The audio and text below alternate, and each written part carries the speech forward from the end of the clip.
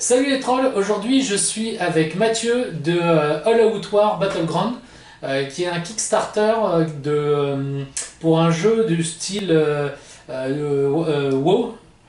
Warcraft sur table, si on veut. Warcraft rencontre Warhammer en impression 3D. Voilà. Alors, tu vas nous expliquer ça. Il y a deux parties dans ton jeu. C'est un Kickstarter que tu vas lancer normalement en novembre 2017. Oui. Donc déjà tu vas te présenter, tu vas nous présenter ton jeu parce que le concept est un peu novateur, on va dire. Ouais. Donc c'est pour ça que j'avais envie d'en parler avec toi et de présenter ça. Donc vas-y, présente-toi déjà. Mathieu Marchand, économiste, analyste financier, soudainement retraité et devenu développeur de jeux. Ouais. On parle, ça c'est un projet que j'avais depuis 1996. Okay. Que c'était, à la base, c'était une modification de Warhammer Fantasy quand on était adolescent, que je voulais utiliser tout bonnement des D10, puis augmenter les options d'équipement. Puis à l'époque, c'était juste ça. D'accord. Au fil des ans, ça a grossi, j'ai pris des notes, je rangeais ça dans un tiroir. Et en 2015, j'ai sorti, j'ai écrit le livre, le système, une brique de 300 pages en fait, voilà. qui est encore en version bêta, mais c'est là-dessus que je me suis inspiré. C'est l'encyclopédie des jeux de guerre, si on veut, et donc qui marche pour de l'historique de Léonidas aux batailles napoléoniennes à peu près. On peut tout faire ça, ou du fantastique. Donc j'ai tout, à la fin du livre, j'ai toutes les races classiques, humains, elfes, nains, gnomes, ogres, on les nomme. Avec, des particularités que je vais parler pendant cette heure. On détaillera. Donc ça, en fait, c'est ta base de jeu. C'est le système aléatoire. C'est le système que tu as développé, toi. C'est ça, qui permet de faire des batailles en rangée classiques, où il y a deux autres modes de jeu, un mode de jeu d'arène, et un mode de jeu Battleground, qui est ceci. Ce qu'on va parler ce soir. Et qui était finalement tellement populaire dans mes playtests avec mes amis que j'ai dit on commence par ça. Donc j'ai mis la rédaction du gros livre de côté. Faut dire que 300 pages c'était bien les années 90. Maintenant on est passé un petit peu à des systèmes plus light. Oui, mais justement il n'y a que ça. Et je pense qu'il y a un vide présentement dans le marché pour des systèmes complexes. Cette brique existera prochainement, soyez-en assurés. On fera une vidéo à ce moment-là pour détailler ce jeu-là. Ça me dit bien. Moi, je suis un joueur de Warhammer 40 000, beaucoup. Un peu du 9e âge, je m'y mets. Donc j'ai commencé par une première vidéo du Quick Start, c'est-à-dire les règles slim en fait du 9e âge. Mais donc maintenant, je vais me mettre au vrai 9e âge. Mais ça peut m'intéresser justement de ce système de jeu, donc on en discutera à ce moment-là. C'est tiré de la même lignée des anciens joueurs de Warhammer Fantasy qui n'ont pas embarqué dans Age of Sigmar, entre autres choses.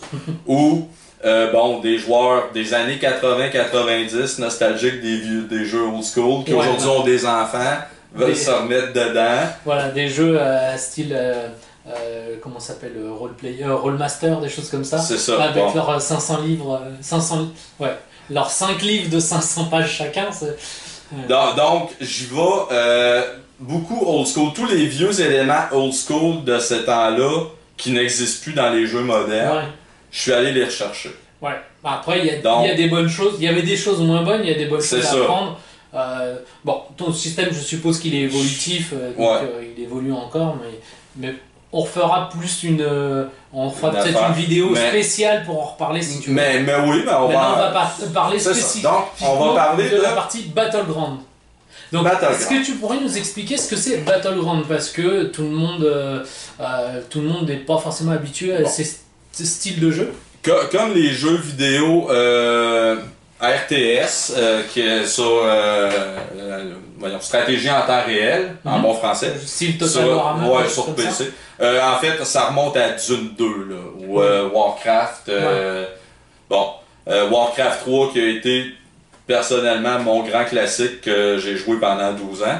Donc c'est Age of Empire, beaucoup d'éléments d'Age of Empire. Civilisation. Ou bon, sinon des jeux de société comme les colons de Catan.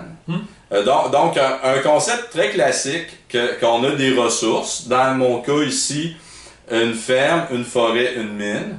Okay. Et on envoie des ouvriers pour aller récolter ces ressources-là. Okay. Dans mon jeu, à moi, chaque terrain peut fournir des ressources différentes et ça se fait en pigeant des cartes. On ne sait pas qu'est-ce qu'on va avoir. Bon, donc, première chose ici, on peut vous montrer des cartes de ressources dans un petit contenant 3D printé. On va parler de l'impression 3D on va parler plus tard. parce que ton Kickstarter, il y a 2 volets dans le Kickstarter. Exactement. Bon, donc ici, carte de ferme, j'ai pigé un cheval et ici j'ai pigé un blé. Le blé, c'est de la nourriture, peut servir pour faire des troupes. Le cheval, pour faire des montures. Okay. Mais évidemment, on peut le tuer pour le manger et aussi faire de la bouffe et des troupes. Donc, l'élément de hasard là-dedans, c'est que tu sais que tu as une quantité finie de montures. Si tu piges tout en premier et tu as besoin de te faire une armée rapidement, tu peux être obligé de sacrifier ton option cavalerie plus tard dans la partie. Pour ça. Bon, donc, là, on est peut-être déjà un peu loin dans le fonctionnement du jeu. Mais c'est le même principe pour tous les terrains. Les terrains ont plusieurs types de ressources différentes à offrir. Voilà. Bah, l'idée en fait, c'est-à-dire qu'on a chacun ses ressources. On va faire ses ressources et en fonction des ressources, on va aller optimiser son armée pour gagner la partie, quoi, en fait. Troisième étape. Deuxième étape, avant, on va construire sa base. Oui. Donc, on commence ici. Il y a une phase de développement, en fait, avant une phase de combat. C'est ça. Là, on a une table, on a une table pour tourner la vidéo. On commence, en fait, la partie avec... Ça va être le bâtiment officiel, d'ailleurs. Puis on pourra le montrer à la caméra. Oui, je ferai un détail plus tard. Donc, le baraquement humain. Peut-être que tu peux me prendre le campement orc. Voilà. Bon. Et qui sont faits pour contenir des figurines aussi. En fait, le principe, c'est vraiment de jouer comment s'appelle comme le jeu Warcraft, c'est-à-dire on commence avec un bâtiment, on en crée un autre et on va nous donner des ressources et avec les ressources on va créer des paysans et avec les paysans après ils vont nous donner plus de ressources et plus de ressources ça va nous permettre de faire des unités de combat. Exactement. Donc on a le baraquement qui permet de faire les unités de base, des ouvriers, des soldats, quelques pièces d'équipement. Avec ça on peut déjà au premier tour se faire une petite armée de 5 ou 10 soldats, puis aller attaquer les travailleurs de l'autre côté. Les orcs sont très bons là-dedans, d'ailleurs. Par contre... On va juste dire qu'il y a pour l'instant, tu as deux factions, orcs et humains. Oui. Est-ce que tu as prévu d'en ajouter d'autres? J'en ai une dizaine. Donc, ce Kickstarter-là, parce que, bon, évidemment, ça coûte une fortune à développer, toutes ces choses-là. Donc, c'est orc et humain. Si ça fonctionne, prochain volet qui est prêt, qui est en phase de bêta testing. Elfe des bois contre nain, nain version steampunk un peu. Et après ça, il y aura tous les autres. Je veux pas tout vendre, mais oui, il y a les hauts elfes et les elfes noirs, tous les classiques. Donc chacun aura vampires, loups-garous, Ok. Et en fait, la personne aura son armée, en fait, on va dire, et il pourra jouer contre une autre armée, il ne sera pas limité. C'est ça. Et puis chaque armée aura son gameplay et ses propres cartes et ces choses comme ça. C'est ça. Je le commercialise en module de jeu autonome, si on veut, avec 2 armées. Mais vous pourrez, après ça, juste vous procurer une simple armée pour aller jouer avec d'autres mondes. Les jeux sont combinables. Donc, peuvent se combiner pour jouer à 4 joueurs ou à 6 joueurs. Et bon, on pourra peut-être en parler avec la mécanique de jeu. Le multiplayer se fait extrêmement bien. Quand tu as pris ce Kickstarter, si demain tu décides de rajouter des bâtiments ou des choses comme ça sera, tu le recevras ou ça sera mis à jour automatiquement? Ouais, ben, à m'amener la deuxième saison. Là, saison 1, je vais faire humain, orc, elfe des bois, nains. By the way, je dis orc, il y a des gobelins, des hobgoblins, des kobolds. De l'autre bord, il y a des gnomes. Bon, il y a des bon. C'est fantastico-réaliste, si on veut. Donc, arme à feu tout, mais il n'y a pas de magie. La magie va revenir. Ok. Ben ça, donc, il y aura l'année prochaine, saison 2, l'église pour les humains, qui va générer les paladins, les templiers, les croisés, les exorcistes, et c'est quoi le 5e? Inquisiteur. Ben oui. Des orques vont avoir des chamans, les wood-elfes évidemment vont avoir des druides, et les nains vont avoir des alchimistes, des runistes et des géomanciens. Bref, donc quelque chose de très intéressant. Le concept étant que oui, le nouveau bâtiment va être en vente sur le site web. Vous voulez l'acheter, il vient avec sa carte de jeu, ses nouvelles règles, les personnages que ça débloque. Et en partie, il va coûter des ressources à construire qui vous permettra pas de construire d'autres choses que vous construisiez avant. Probablement qu'il va falloir sacrifier la poudre à canon pour mettre de la magie dans votre armée, ça sera à vous de voir. Donc le concept est là. J'ai des idées aussi juste d'un poste de commerce pour se débarrasser des cartes de ressources qu'on n'aime pas pour en acheter que celles qu'on a de besoin. Je suis économiste et CFA de formation. J'ai un système de marché que vous avez jamais vu pour le prix des ressources, mais ça je le garde en secret. Ouais, bah, ça c'est... Bah, comme je dis, ça c'est ce que je disais au début, c'est peut-être... Bah, le jeu est déjà super complet d'après ce qu'on a vu. Et donc c'est peut-être, mais il y a quand même sûrement des améliorations, enfin une autre étape pour rajouter encore de la diversité dans le jeu qu'on peut encore apporter, je pense. Après, est-ce que je suppose que tu dois être un peu ouvert aux suggestions, des choses comme ça, s'il y a des gens qui disent bah oui mais nous on aimerait bien voir des dragons, des choses comme ça. Oui. Peut-être que tu... Mais ça va venir plus en termes de faction si on veut. Mais si tu veux, je vais faire l'énumération de ce qu'il y a, puis de ce que j'ai laissé sur les tables à dessin pour les années ultérieures. Donc, le jeu de base, on a, comme je disais, le baraquement pour faire les soldats. Vous pouvez construire l'écurie, ou bon, il y aura toujours la version A. Bon, l'écurie pour faire des montures, des chevaliers. Moulin assis pour tout ce qui est armes en bois. Donc là, on est lance, arbalète, bouclier en bois, surtout des armes de tir. Forge pour les armes en métal. Et ça n'utilise pas les mêmes ressources, justement. Donc, si vous allez bûcher dans la forêt ou miner dans la mine, c'est le moulin à scie ou la forge. Bon. Donc, armes en métal, armure en métal. Poudrière, on a des armes à feu. Là-dedans, on est époque mousquetaire. Donc, j'ai beaucoup aimé la dernière série des mousquetaires version Netflix. Pas nécessairement pour le casting avec D'Artagnan qui ont pris un Mexicain ou Chambon. Bref, je sais pas, mais bon, mais pour le style de combat qui fait sentir que tu as 2 pistolets chargés, si tu vises bien, tu as comme 2 kills, presque garantis. Après ça, tu n'as pas le temps de recharger, les orques arrivent, tu dégaines ton épée puis tu finis à l'huile de coude. C'était le vrai combat. Donc, le vrai combat de cette époque-là, le pistolet servait à... C'est ça. Le fusil servait une fois en fait, et puis pour toute la bataille. Quoi. Mais c'était quelque chose que je voulais apporter dans le style de gameplay. Donc les armes à feu sont extrêmement puissantes, mais sont limitées, évidemment. C'est très puissant, mais il faut vraiment quasiment toucher. C'est ça, il faut toucher, mais si on touche d'habitude, on tue. C'est de là que vient l'expression tirer à bout touchant, c'est qu'à l'époque, et pour être sûr d'avoir quelqu'un, il fallait quasiment le toucher et pour lui tirer dessus, ou à brûle-pourpoint. C'est justement, brûle-pourpoint, c'était quand on lui tirait en touchant la personne, ça brûlait en plus du trou, mais il fallait être suffisamment prêt pour le brûler avec l'explosion, on va le brûler pour pouvoir lui faire des dommages parce que sinon au bout d'après quelques mètres, il n'y avait plus de portée ou de précision. C'est ça. Donc, il y a exactement ça. Ça vient de là. Exactement ça. Les pistolets qui peuvent tirer au combat en vous portant comme deuxième arme, et bon, ces options-là sont toutes là. Ou sinon, vous pouvez avoir un bataillon en rangée avec des mousquets.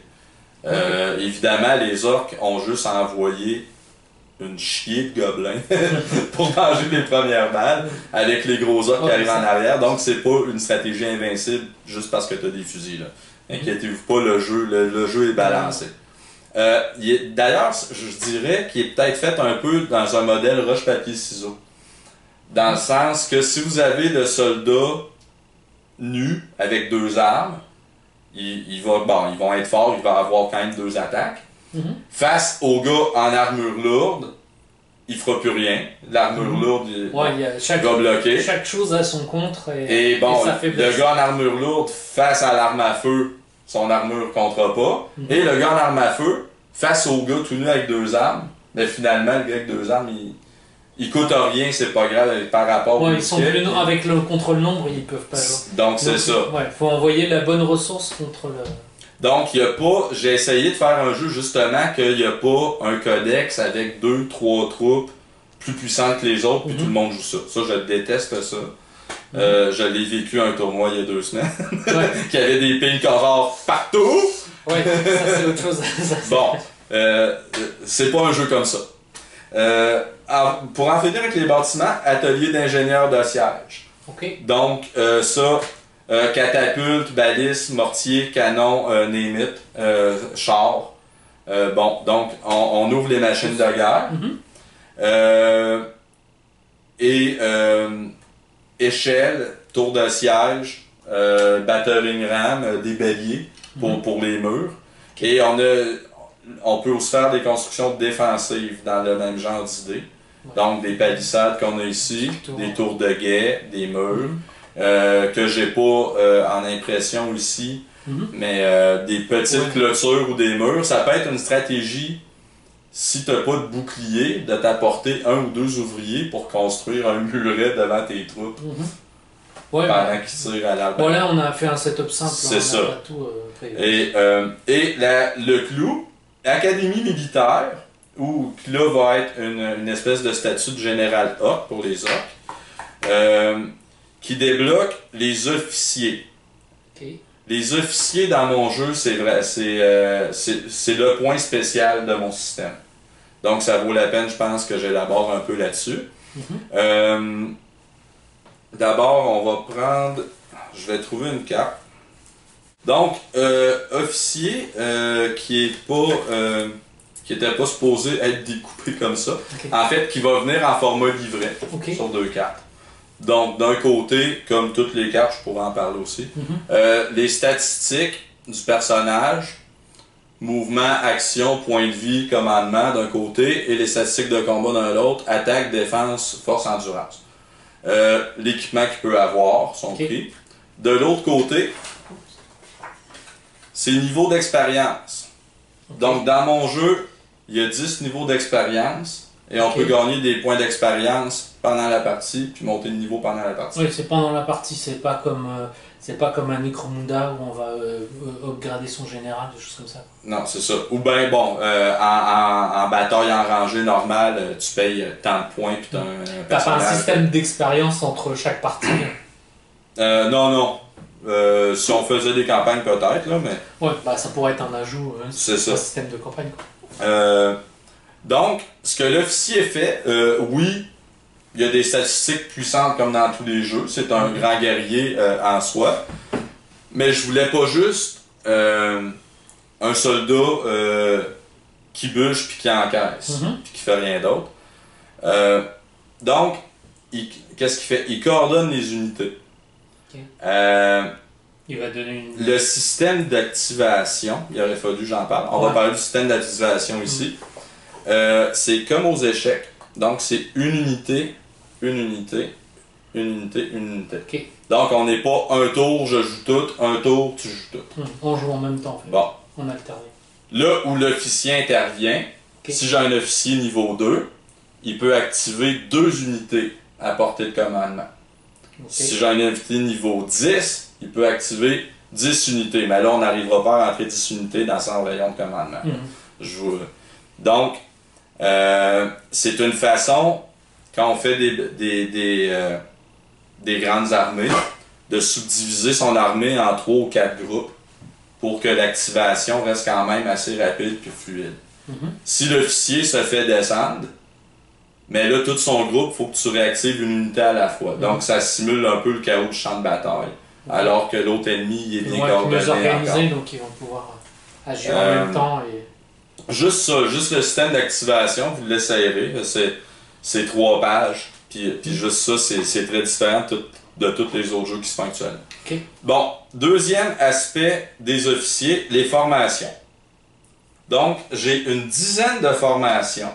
Okay. Si on n'a pas d'officier, formation horde. Donc, ça vient avec des petits plateaux de mouvement imprimés. Formation horde, c'est, ou en bon québécois, en tapon.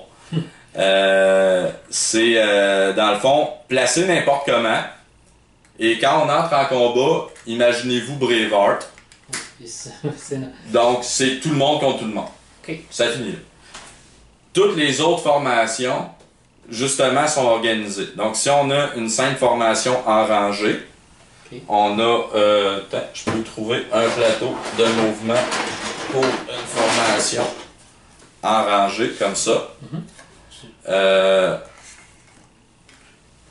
Donc, ce que la formation en rangée fait, juste les personnages au premier rang peuvent se faire tuer dans un round d'assaut. Donc là, ici, on a 5 guns avant. Je fais feu avec 20 fusils. J'en tue 15. Il y a juste 5 morts. Donc, avantage. Chaque formation va apporter des bonus. C'est ça. On va peut-être pas toutes les détailler, mais... Bon. Et c'est un exemple. Il y a plusieurs autres. On a formation en triangle. Ouais, en pointe de flèche. Formation carrée, on dirait de Napoléon. Je pense que c'est Napoléon qui a été celui qui l'a utilisé. Et bon, donc, une dizaine de formations comme ça. Et quand on change de formation, on a simplement à changer de plateau de mouvement. Comme bon, on va en parler, que c'est un genre d'impression 3D. C'est plus cher des plateaux de mouvement. Ça coûte plus 30$ pour 2 plateaux. Ouais. Et troisième aspect que l'officier apporte, les tactiques. On a une quarantaine de tactiques. Qui sont dans le fond des bonus d'aura qui donnent aux troupes. Mais là, on va pas dans je donne +1 pour toucher à tout le monde ou tu relances les jets manqués. Ok, on va pas là. On parle plus des actions ou des réactions qui sont pas dans les règles de base que les tactiques permettent de faire. Exemple, mur de bouclier. Tu te fais charger, tu fais un mur de bouclier. Qu'est-ce qui fait le mur de bouclier? Tu peux faire infini de jets de sauvegarde de bouclier. Alors qu'autrement, tu es limité par 1 par soldat. C'est un exemple. Contre-charge. Quelqu'un te charge, qu'est-ce que tu fais? Ton unité peut réagir. Tu charges également. Donc, tu annules en quelque sorte le bonus de charge de l'adversaire parce que tu en as un toi aussi. Fausse fuite, une affaire très gobeline. Tu fais semblant de te sauver, tu te trahis automatiquement. Bon, on va peut-être pas toutes les faire. Non, on les repassera toutes. Mais donc, vous voyez, c'est ce que ça apporte un peu. Ben justement, c'est un jeu assez complet, a priori, il y a quand même beaucoup de choses. Ça s'adresse à qui? À des débutants? À des gens qui ont déjà l'habitude de jeux comme ça? Je l'ai essayé avec des enfants de 13 ans, puis ils ont compris. Ils n'ont pas pris le système au complet. At large. La manière que c'est fait, ce livre-là, c'est en fait les 40 premières pages de ma grosse brique. C'est les règles de base. Les règles de base, activer les troupes, avancer, tirer, combattre, jet de morale. Essentiellement, c'est ça. Tout ce qui est règles avancées spéciales, c'est sous forme de cartes. L'équipement, entre autres,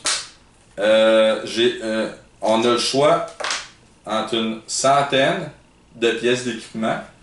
Les pièces d'équipement peuvent avoir jusqu'à 4 règles spéciales. Donc, juste en armement, j'ai plus de règles spéciales que l'ancien Warhammer Fantasy. Un peu. Ben, en fait, tu l'as. Donc, c'est assez simple parce que tu rajoutes ta règle spéciale, tu l'as sur ta carte en fait. C'est ça. Donc t'as pas besoin de connaître toutes les règles. C'est modulaire. Voilà, t'as juste à prendre ta règle. Puis bah, si c'est trop compliqué, tu peux dire bon, je joue sans. C'est ça. Donc tu peux très bien jouer des jeunes, des enfants, des ados. Ça peut très bien jouer juste avec les soldats de base puis les 6 pièces d'équipement de départ. Okay. Ça récolte des ressources, ça fait des troupes, ça se rentre dedans, puis c'est tout, puis c'est super le fun pareil. Okay. Et à mesure qu'on devient bon, chaque nouvelle bâtisse, dans le fond, vient avec quelques cartes et l'équivalent de ces nouvelles règles avancées optionnelles. Ouais, voilà, tu débloques des choses. Donc, ça a été construit comme ça. Par les bâtiments que tu construis, et d'ailleurs, vous n'aurez jamais assez de ressources pour tout faire. Vous choisissez votre stratégie dans la partie. Donc, c'est quelle règle spéciale, quel niveau d'avancement on veut utiliser. Par exemple, les officiers, les généraux, les tactiques, gardez ça pour la fin quand vous êtes bon. C'est en fonction de ta connaissance du jeu, tu peux aller plus ou moins loin. Mais quand vous êtes rendu là, ça rajoute un niveau de profondeur que j'ai pas trouvé dans d'autres jeux. Que personnellement, c'est ce que je préfère de mon propre jeu. Et une partie, ça prend combien de temps à peu près? Ah! Avec des amis non wargamers, on a passé la soirée et on a fait 4 tours. Okay. Avec des amis. Comme une partie. Avec des amis pro de Warhammer, je leur ai expliqué 5 minutes, puis ils m'ont battu en 2h30. Ok. C'est quand même un jeu long, c'est pas un. 2 heures. C'est pas un style jeu apéritif où tu vas faire jouer pendant 1 heure, quoi. Non, mais c'est un jeu. On est dans la classe des jeux de guerre, de Warhammer 40 000. 2 heures, 2h30. J'ai playtesté pour arriver dans ce range-là. C'est beaucoup de tours. Tu vas passer, les 6 premiers tours sont extrêmement rapides. Tu piges des cartes de ressources, tu construis ta base, l'autre fait pareil. Il n'y a pas de temps d'interaction. Donc, on va peut-être se rendre à 12 tours dans une partie. Ok. Et tu joues avec combien de figurines à peu près? Le jeu de base, 900 points de ressources. On parle d'à peu près une 40aine de figurines. Mais c'est facile à... Tu doubles ou tu triples le nombre d'arbres, le nombre de fermes, le nombre de cartes de ressources, et tu fais des plus grosses unités. Oui, tu peux faire des parties plus ou moins grosses, plus ou moins longues, en disant, bon, si j'ai plus de ressources, on va pouvoir jouer plus longtemps. Oui, mais ça peut juste être des plus grosses unités, ce qui fait que le jeu il est pas plus long. Tu lances plus de dés dans le combat, il y a plus de morts. La question c'est, si moi je joue à Warhammer 40 000, je dis bon voilà, je fais une partie à 2000 ou à 4000 points peut-être, ou 1000 points, est-ce que je sais à peu près me dire, bah là, 1000 points ça va être une petite partie qui va durer 1h30, 2000 ça va être 2h, 3h, tu vois. Et est-ce que là pareil on peut dire, bon bah si je joue avec 2000 par exemple, on va faire une méga partie pendant 8 heures quoi.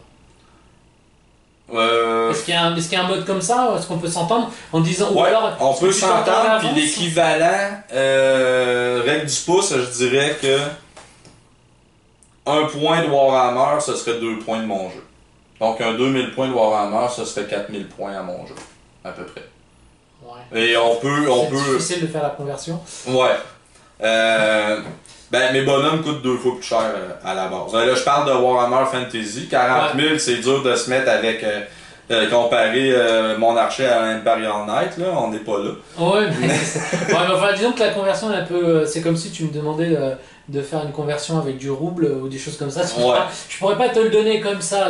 C'est surtout essayer de voir combien ça prend... combien, pour une partie de 2 heures, combien je joue avec combien de figurines? Comme je disais, une partie de 2 heures, 2h30, tu peux jouer avec 40 figurines. Tu peux très bien monter à 80 puis ça sera pas plus long. Mais tu peux, comme tu disais, tu peux jouer tu peux augmenter la difficulté ou augmenter les ressources pour avoir une partie plus complexe. C'est ça. Pas forcément plus rapide parce que tu peux gagner en quelques tours, hein, comme une partie normale dans n'importe quel jeu. Mais tu vas globalement avoir une complexité et tu pars pour une partie plus longue, quoi. Ouais. De base. Ouais. Si tu augmentes les ressources, mais tu peux diminuer tes ressources en disant bon bah là on va faire une partie plus short, juste de test, on met que quelques ressources et ça va aller plus vite. Avec le jeu de base qui est justement 3 terrains et avec 3 paquets de 30 cartes de ressources, c'est le minimum. Quand tu as de la pratique, ça doit pouvoir se faire en 1h30. Là. Okay. Ça peut être une partie assez rapide. Un gars d'expérience comme moi, là, ça pourrait être comme ça. Mais sinon, oui, tu peux scaler facilement. Ce qui fait qu'il est toujours long, très souvent dans ces jeux-là, c'est le nombre d'unités. Si tu te fais quelques grosses unités, c'est jamais long. Ouais. Si tu te fais plein de petites unités de 5 partout, là, c'est long. Bah après, ça va peut-être être le moment où tu choisis de faire ton attaque. Si les deux se mettent de chaque côté en disant bon, on monte des armées, on n'attaque pas, ça va être plus long que si tu te dis bon, on y va, on attaque, peut-être ça va être plus court. C'est ça. Bon, sinon, qu'est-ce que je pourrais dire? Dans tous les tests qu'on a fait, écoute, j'ai tout vu, là.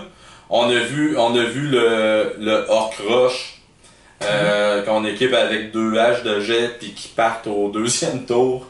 Canarder les mineurs puis partie finie. On a trouvé les comptes à ça. On équipe les mineurs de boucliers puis ils sont capables de se défendre.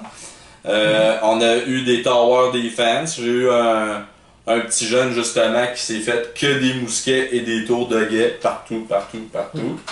Et le pauvre joueur rock ne s'est jamais rendu. Sinon, ça arrive moins souvent que le monde se fasse des bases emmurées comme on fait en mise en scène. Là. En pratique, le monde, ils font de l'armée. Ils ont pas tant... Je veux encourager à faire des murs, puis les palissades, puis les constructions défensives. C'est dans le jeu. C'est le système de siège, il est fait, il est là. Mais le monde, ils ont tendance à juste faire des troupes puis aller s'attaquer. Okay. Dans l'open. Bah, justement, on arrive un petit peu, comme tu parlais un peu des décors, des choses comme ça. Justement, on va parler peut-être de la partie impression 3D. Etc. Mais justement, parce que là, on voit qu'on a des figurines imprimées en 3D, en plastique 3D. Mais on pourrait jouer avec des figurines Warhammer, confrontation, ou peu importe, on pourrait jouer avec ses propres figurines. Ça marche avec tout type de figurines ou tout type de décor. 28 mm standard. On pourrait se le monter soi-même, quoi, on n'aurait pas besoin. C'est ça, 28 mm standard. Écoute, les 2 premières années de test, on testait juste le système. On jouait avec mes vieilles armées de fantasy, d'orques, puis d'humains, puis elfes, puis nains. J'ai 4 armées, en fait, qui prennent la poussière. Puis des berlingots de lait coupés à l'envers pour faire des bâtiments. Là, bon. Donc, oui, très bien. Mais justement, maintenant, parce que là, on voit que sur toute la table, là, tout est imprimé en 3D. Alors, peut-être à la caméra, ça rend peut-être pas trop. Mais en fait, tout est imprimé en 3D. Donc, ça, c'est la deuxième partie de ton Kickstarter. Donc, dans la première partie, tu fournis les règles du jeu. Donc ça c'est ta première partie. En fait, je vais... Ouais, explique bien parce que c'est 3, il va y avoir 3 pledges qu'on appelle en règle, 3 niveaux de récompense. Donc pour 50$, just the rules, seulement les règles. Donc ça va être avec le livre de règlement de 100 pages en format e-book, ok? Et j'expliquerai pourquoi après. Avec tout ce que vous voyez de cartes, sans les boîtiers, parce que les boîtiers sont en impression 3D. Les cartes aussi, c'est du print and play. Ça vient en PDF, c'est prêt, tout simplement imprimé recto verso. Puis bon, j'ai utilisé du papier carton grammage moyen, 120 grammes. On trouve ça à 10$ chez Staples. Et que vous découpez et ça fait cette qualité là, tu pourras montrer la qualité après ça à la caméra. Mais je leur montrerai en détail tout à l'heure. Il y aura aussi des tuiles de terrain, de ferme, de forêt, de mine. Tout inclus. C'est ça. Donc, c'est le principe de ton jeu en fait, c'est que tu vends pas de physique, tu vends que que du à faire soi-même en fait. Ah ouais, mais en fait, c'est que comme le jeu était 3D printé à la base, T'as pas prévu de vendre une boîte avec un livre des papiers. C'est un jeu 100% download. L'intérêt, c'est qu'une fois que tu vas l'avoir backé, tu vas peser sur download, tu vas jouer tout de suite. T'attendras pas en 2018 la livraison de la Chine. Non, ça c'est sûr. De ces autres Kickstarter-là. Mais le jeu en boîte, il est dans les plans. Là. Oui, c'est ce que j'allais dire. Dans un deuxième temps, une fois que tu pourras proposer un livre relié, des cartes cartonnées, etc. Exactement. Et proposer une belle boîte pour arriver, dire bah je prends, j'ai ma boîte, je suis prêt à jouer. Mais là l'idée c'est que chacun puisse, tu le télécharges, t'es tout dématérialisé et que t'es pas comment dire, oui, comme tu dis, tu vas pas attendre que le truc il soit imprimé, que t'aies un stock, etc., que ça soit expédié. La personne elle achète le Kickstarter, il se rend, il a son jeu, il joue quoi. C'est ça. Donc vous allez sur Kickstarter ou après ça sur mon site allartoile.game. Ok. Puis télécharge mon jeu. Puis je mettrai les liens dans la description de la vidéo. Oui, donc on parlait du... Le livre de règles. Ouais. Ce que je promets, comme c'est juste un e-book et ça ne sera pas encore une version imprimée, ça va être des updates gratuits jusqu'à la publication de ma grosse Bible. Ok, donc d'ici 6 mois, un an. Ok, donc celui qui achète, qui pledge ton All Out War Battleground, il va avoir le jeu complet, Battleground, Arena et... Non, je te parle. Le livre de règles et les cartes, mise à jour, tu sais, j'avais pas... comment je dirais? Je voulais pas faire un livre imprimé puis la semaine prochaine sortir un errata. Ok. Il faut le tester. Il marche bien, mais il va avoir des correctifs, c'est sûr. Il y a du monde qui vont trouver des abus que j'ai pas vus. Donc, il va y avoir des correctifs et pour les bons, j'estime les 6 prochains mois, gratuit, tu vas recevoir un email, redownload le nouveau e-book et ça va être ça. Quand il va être prêt, je vais le faire en softcover. Le Battleground imprimé comme ça, il y aura un rabais pour ceux qui ont déjà le e-book. Et ça va être une autre chose. L'encyclopédie, parce que l'encyclopédie, en fait, tu vas avoir tous les codex de toutes les armées dedans. Ça va être une plus grosse Bible. C'est un autre produit. Non, c'était pour bien comprendre, effectivement, c'est pas... C'est ça. Voilà, donc la deuxième partie, c'est la partie fichiers 3D qui vont te permettre de télécharger tous les fichiers de tous les éléments du jeu et de pouvoir les imprimer chez toi sur ton imprimante 3D. Exact. Donc ça, c'est la nouveauté, parce que il me semble pas avoir vu ça... alors, il y en a peut-être d'autres qui le font dans leur garage quelque part dans le monde, mais je me sens pas avoir vu ça, quelqu'un qui vendait un jeu où tu pouvais t'imprimer... Il existe des petits jeux, je dirais, cute. Juste en impression 3D présentement, tu sais, donc je suis pas l'innovateur, puis si c'était pas moi, quelqu'un d'autre l'aurait fait. Sûrement. Mais de cette échelle-là, oui, clairement, ça n'existe pas. Donc, ce que l'impression 3D permet d'abord, vous m'avez vu faire, des petits coffrets, des protège-cartes, toutes sortes d'accessoires. Les D10. Moi, tu vois, quand j'ai vu ton jeu, quand on en avait discuté, quand je t'ai rencontré, on avait discuté, ce qui m'avait surpris, enfin pas surpris, mais ce que j'avais trouvé intéressant, c'est justement les D10, parce que imaginons que, bon là on va surtout s'adresser à des gens qui sont déjà wargamers. Moi j'ai fait du jeu de rôle il y a des années, et donc du jeu de rôle, du wargame, machin, donc j'ai tous les dés qui existent à peu près, j'ai pas le dé sans face, et j'ai pas le D3 face, mais à part ça, je les ai à peu près tous. Et donc les D10, nous on est habitués, mais si demain, moi je présente ça à des gens dans ma famille, ou des gens, ou quelqu'un qui tombe sur ton jeu, qui trouve ça intéressant, qui voudrait acheter, tu vois, n'importe qui, ou un autre jeu comme ça, qui voudrait jouer à un jeu comme ça, on lui dit il faut des D10, et il va regarder, il dit des D10, mais moi j'ai pas ça quoi. Alors si ça en a pas fourni dans le jeu, un peu gênant, donc j'ai trouvé ça marrant de dire tiens, là tu peux même imprimer tes dés, t'as pas besoin de rien, t'imprimes ton dé et t'as ton dé dans Dans le jeu, t'es pas obligé de dire prenez vos D10, imprimez juste vos figurines et vos éléments de décor, mais t'as pensé à rajouter même le D10. Ben, il faut que ça soit 100% dans l'autre, donc on va jusque-là. Et je te dirais même plus, tu sais, à Warhammer, on est habitué avec des petits dés, des mini D6. Ah, là, tu peux des mini D10, j'en ai pas trouvé. J'ai eu beau fouiller, j'ai pas trouvé. Donc, on va en faire. Même des gros comme ça, tu as des gros D10 comme ça, c'est même rare. Hein, mais c'est le même, en fait, c'est le même modèle 3D, puis tu le scales sur ton logiciel. Là. Voilà, mais non, avoir lancé une poignée de 20-30 D10 comme ça, c'est super satisfaisant. Donc, oui, c'est un système qui fonctionne avec des D10, d'ailleurs. Donc, voilà. Sinon, instruments de mesure. Toutes sortes de petits outils. Tous les éléments du jeu. On peut peut-être parler. T'as combien d'éléments? Coffre de pièces d'or. Écoute, vite de même, j'en ai énormément. Je les ai pas toutes, j'ai pas compté. Ouais, mais ça veut dire qu'il faut. Ça fait quand même pas mal d'impressions pour pouvoir jouer. C'est pour ça qu'il y a plusieurs scénarios. Donc, scénario de base, tu imprimes. L'affaire de base, une dizaine de figurines, puis tu commences une première partie. Tu vas upgrader ton... À chaque semaine, tu as une semaine pour faire des nouvelles unités pour la partie du samedi prochain. Okay. Tu me disais que pour l'ensemble des éléments du jeu que tu avais besoin, ça coûtait à peu près $150, ce qui fait une centaine d'euros à peu près. Tu vas, dans les 3 récompenses, donc il y avait 50$, juste les règles.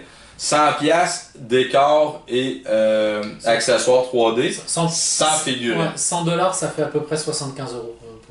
Ok, ouais, 100$ canadien. Oui, okay. Et c'est voulu de pricer en canadien parce que le dollar canadien vaut absolument rien présentement. Ouais. Fait que pour vendre partout dans le reste du monde, ça va être bon intéressant. Pour... Mais je parle en euros parce que les gens, les contacts, les gens qui me suivent, tout ça, il y en a beaucoup qui sont en Europe. Et donc la vidéo. Et pour avoir une fille en banlieue de Paris qui a dessiné mes arcs. Okay. Et pour l'avoir payé en euros, je sais que l'euro vaut très cher. Mais moi je fais l'inverse en fait. C'est ça. Je suis payé en euros et je vis en dollars canadiens, donc c'est intéressant. Bon, ça c'est très bien. Donc, dernier accessoire, pièce d'or dans un coffre. Donc ça, je suis très content de ça, c'est très cute. Après ça, on a évidemment tous les décors. Les décors, les bâtiments. J'ai dessiné les concepts, mais c'est une compagnie de Nouvelle-Zélande, printablescenery.com, vous irez voir, qui va les réaliser. Qui a fait ceux-là. Écoute, eux, ils ont commencé... de janvier 2016, leur premier Kickstarter qui ont commencé, j'ai vu ça. Je cherchais comment faire des décors, notamment. Là, je vois ça. Et je les ai backés tout de suite. J'ai appelé le gars tout de suite. J'ai dit, je sais pas si ton Kickstarter va marcher ou non, mais je veux qu'on travaille ensemble. Okay. Depuis ce temps-là, il a fait 5 Kickstarter d'au-dessus de 100 000 $. Et c'est le meilleur au monde. Okay. On a gardé bon contact. Donc, c'est lui qui va faire, j'ai donné le contrat. Donc, tu pourrais, avec ton Kickstarter, soit tu full impression papier et impression 3D, ou alors tu peux recevoir les éléments imprimés. Ouais. Okay. Donc, juste pour les simples amoureux d'impression 3D puis de décor. Oui, celui qui a son imprimante 3D, il va pouvoir s'imprimer. Qui aime les décors de cette compagnie-là ou tout, ça va être 14 pièces extraordinaires. Ne serait-ce que pour ce plaisir-là, ça vaut la peine. Évidemment, je bundle mon e-book de règles avec parce que je veux que tu connaisses mon jeu. Mais après, tu peux très bien jouer avec tes propres décors si tu as envie. Mais ça peut être sympa de dire, parce que tout le monde n'a pas une imprimante 3D, ou tout le monde n'a pas l'imprimante 3D de qualité suffisante pour faire les décors, oui. Les décors, oui. C'est n'importe quelle imprimante 3D capable de faire ça. Ouais, mais après, ça peut être... Justement, on va peut-être en parler un peu de la 3D, parce que l'impression 3D, parce que moi je connais pas trop ça, je connais ça d'un peu loin, enfin j'ai regardé. Et après, il y a justement, pour l'impression 3D, il va y avoir une question de qualité, je suppose.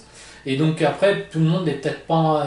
Enfin, il y a des gens qui vont être très... très pointilleux sur leur décor, leur façon de jouer, leur peinture, etc. et qui vont avoir qui vont nécessiter qui vont vouloir jouer avec des choses qui sont vraiment d'une qualité irréprochable. Peut-être que cette qualité, on va avoir du mal à l'obtenir avec une impression 3D. C'est sûr, c'est pas de l'injection du plastique moulage par injection, ok? C'est pas du Games Workshop. Faut s'enlever ça de la tête. Ceci dit, une table de même en prix Games Workshop, oui, t'en aurais pour 1000$, là. Ouais. Juste en décor, puis t'as pas encore ton armée. Au moins, oui. Ça serait le prix, ça serait le prix de coût de matière. Après, Okay. c'est pas le prix Game Workshop. Game Workshop, ça serait encore plus. Puis on s'entend, nous les wargamers, traditionnellement, on met l'argent dans nos armées, on colle nos bonhommes, on les peinture, puis les décors, c'est la partie pauvre de notre inventaire. Ça dépend, il y a des gens qui aiment bien faire des décors. Il y en a, mais bon, sinon c'est des décors homemade, c'est pas souvent acheté. Ouais, on les achète. Il y en a, bon. Donc, alors que ça, c'est un style de jeu que le décor est essentiel. Tu sais, la base, dans ce que tu expliquais, le décor fait partie du jeu. Le décor sert au jeu. C'est pas juste un bloquant ou juste pour faire beau sur la table. Chaque décor va servir à quelque chose. En fait, même tout ce qui est sur la table, je vais prendre la ferme, 10 d'endurance, 10 points de vie, inflammable. Vous pouvez brûler la ferme, puis tout a des statistiques, tout est vivant. Voilà, c'est sur la table. Voilà, tous les jeux, tous les éléments peuvent être ajoutés, retirés, vont avoir un effet sur le jeu. C'est ça. Tous les bâtiments peuvent contenir, c'est marqué, peuvent contenir 10, 20 figurines, ont 2 portes, règles de siège. Donc tout est inclus là-dedans. Donc, l'impression 3, je veux dire, ce serait quasiment pas possible. Je vais essayer de le faire en moulage après, en version à boîte, ce jeu-là. Mais ça va être beaucoup plus cher qu'en impression 3D. L'impression 3D devient nécessaire. En moulage plastique, parce que tu pourrais le faire en moulage résine ou en moulage plâtre aussi. Non, ça va être des moules en aluminium, moules par injection. Faites en série. Va falloir, quand je vais être capable de commander 5000 boîtes de Chine, là, vous allez voir ce jeu-là chez vous. Donc, on a parlé de Pledge 1, les règles. Pledge 2 avec les décors 3D printés. Donc, Pledge 3, les figurines. Donc, je mets les figurines à part parce que les figurines, ça, c'est pas toutes les imprimantes qui vont être capables de les faire. OK. Par contre, on a travaillé vraiment fort pour que ce soit... Je crois que c'est les plus belles figurines avec ce qu'on appelle des figurines à Fused Filament Fabrication, FFF. Bref, c'est des imprimantes avec un rouleau d'1 kg de plastique qui font chauffer puis donc les imprimantes standards qu'on peut trouver maintenant en bas de 500$. Donc on a designé des modèles de figurines qui fonctionnent sur ce genre d'imprimante. Okay. Ça prend par contre quand même des bonnes. Celles-là ont été faites avec une Prusa MK2. Vous irez chercher sur Google parce qu'ils ne donnent pas d'argent pour leur faire de la publicité. Mais bon, bref, ça prend une buse de 0.25 mm et des moteurs à gear qui sont capables d'avoir un certain niveau de précision.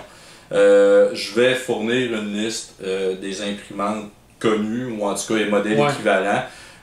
Mais tous les modèles, ce qu'il faut savoir de l'impression 3D, le modèle Prusa i3, c'est open source et c'est le modèle le plus populaire dans le monde. À peu près la moitié du monde ont ça. Bon, je suppose que tu vas fournir une sorte de readme ou de conseil pour celui qui va imprimer. Tu vas pas lui dire, tiens, prends ton fichier. Non, c'est ça. On a développé d'ailleurs des modèles faciles à imprimer, on pourra le montrer. Qui s'impriment one piece, qui ont une grosse base de contact, donc qui décolle pas du lit, ou s'il y a une fraction qui décolle, le reste est capable de le soutenir. Après ça, les supports s'enlèvent avec le pouce, on tire, ça s'ébarre facilement. Et on obtient une figurine toute prête comme ça. Notez que j'ai des bases octogonales pour mon jeu. Pourquoi? parce qu'il n'y en avait pas. Bah, c'est pour les mettre dans tes... Ouais, c'est ça. Ça permet de les mettre dans le plateau de mouvement, mais les plateaux de mouvement aussi, ça permet de mettre des figurines à base carrée dedans. Ça fonctionne aussi. Ok. Sinon, évidemment, les mêmes figurines fonctionnent avec ce qu'on appelle les imprimantes à résine, SLA ou DLP, les sigles. C'est de la résine liquide qui durcit à la lumière, donc, ou au rayon laser. Je préfère personnellement les DLP parce que qui sont un projecteur de cinéma, si on veut, qui va couche par couche comme ça. Et donc, que tu fasses une figurine ou que tu en fasses 20, c'est pas plus long. Et là, pour le wargame, là, ça commence à devenir intéressant. Ouais, la qualité est bien meilleure par rapport aux autres. Je pense qu'avec une grosse sous-couche, on devrait pas trop voir les lignes de mouche. Ben, même, on les voit presque pas, là. On les sent si on joue avec, mais avec une couche de primer. Ouais, avec la peinture, la peinture fait ressortir ce genre de choses, mais avec un primer un peu épais, je pense. Il existe des primers faits pour ça, faits pour les pièces imprimées justement, qui vont bien boucher. Ils vont avoir le défaut peut-être de boucher peut-être trop de détails que tu voudrais pas. Ouais, mais ça va, on n'a pas dans les mais bon, moi j'aime beaucoup l'aspect jouet de prendre simplement un plastique de couleur et de pas les peinturer. Ça dépend du monde. Ceci dit, voilà, ça a été fait avec une Wanao Duplicator 7. C'est une imprimante à résine en bas de 500$. C'est trouvable sur Amazon, sur Alibaba. Bon, c'est des Chinois. Ça va, pour un prix raisonnable, on arrive à avoir une qualité importante. Je suppose que si on a une imprimante vraiment de très haute qualité, on peut sortir des choses. C'est ça, mais ça vaut pas, pour l'imprimante à filament plastique, ça vaut pas la peine d'aller mettre 3000$. Après, pour imprimer un coffre comme ça, on n'a peut-être pas besoin d'apprendre la super impression 3D. L'impression comme ça va super bien. Non, c'est ça. Pour ça, voilà, pareil, on n'a pas besoin de détails. Imprimer comme ça, de cette façon-là, il n'y a pas besoin que ça soit un état de surface vraiment lisse. Pour une figurine, oui, aller chercher de la qualité, c'est intéressant, mais pour certains objets, pour les dés aussi, dont on a parlé tout à l'heure, on n'a pas besoin d'avoir un état de surface super lisse. Donc voilà. Donc le plan, 3 niveaux de pledge à 50, 100 et 150$ canadiens. Il y aura ce qu'on appelle des early birds, donc des rabais pour les 100 premiers.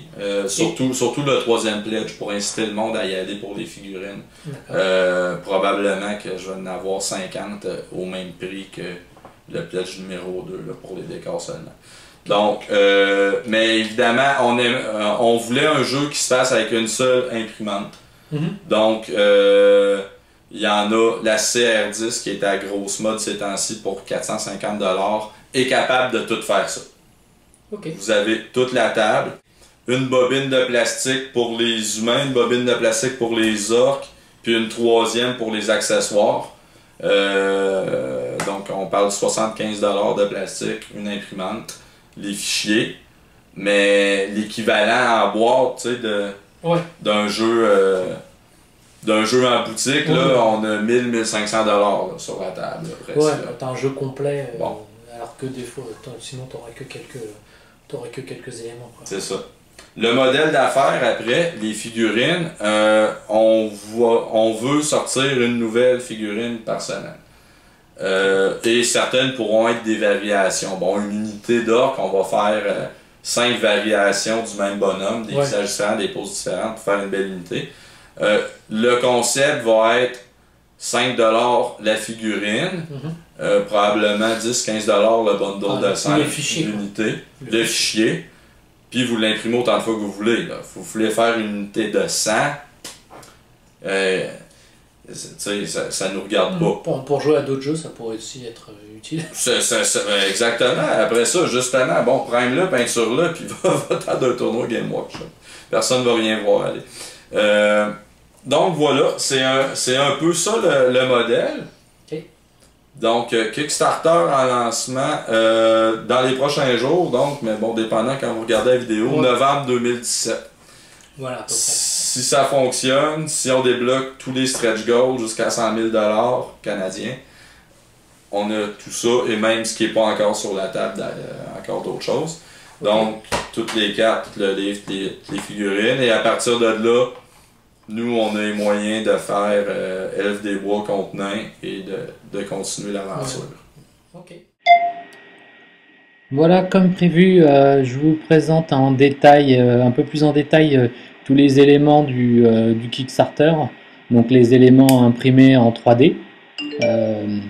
Vous avez ici là, les arbres, les murs, les bâtiments humains, avec un peu les différentes cartes, protège-cartes qui vont avec le fameux coffre au trésor. Donc les différents éléments de la partie orc. Voilà, quelques figurines orc en régiment, ce que ça peut donner. Avec l'imprimante 3D de meilleure qualité, voilà, les humains en régiment aussi. Donc on va vous présenter aussi les cartes, comment se présentent les cartes. Les cartes de jeu avec les différentes caractéristiques d'une unité.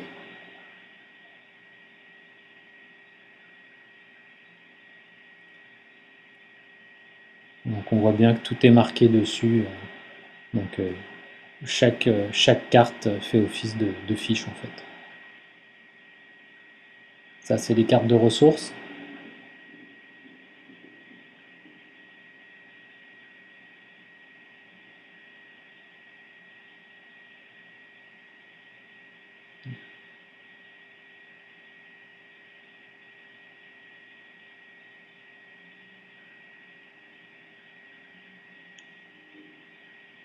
Encore des ressources. Donc on arrive au bout de cette vidéo. Je vous remercie de l'avoir suivi. J'espère qu'elle vous a plu et que ça vous a donné envie d'aller voir le Kickstarter de All Out War Battleground. Donc je vous ai mis les liens en commentaire de la vidéo. Et je vous dis à bientôt pour une prochaine vidéo. Et on remercie Eric pour nous avoir présenté son jeu. Allez, à bientôt les trolls.